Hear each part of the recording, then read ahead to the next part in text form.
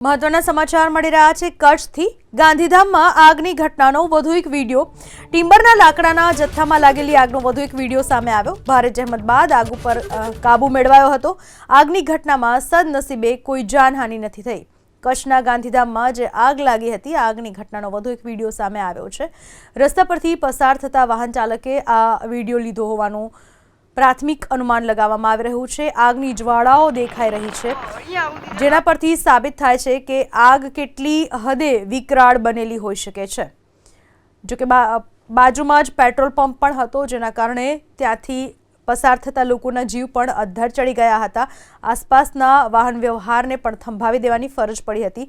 दृश्यमां जोई शकाय छे आग खूब ज विकराळ बनी हती। भारे जहेमत बाद आग उपर काबू मेळवायो हतो।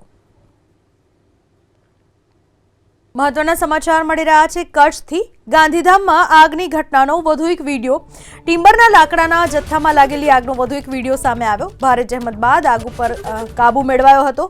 આગની ઘટનામાં સદનસીબે કોઈ જાનહાનિ નથી થઈ। કચ્છના ગાંધીધામમાં જે આગ લાગી હતી આગની ઘટનાનો વધુ એક વિડિયો સામે આવ્યો છે।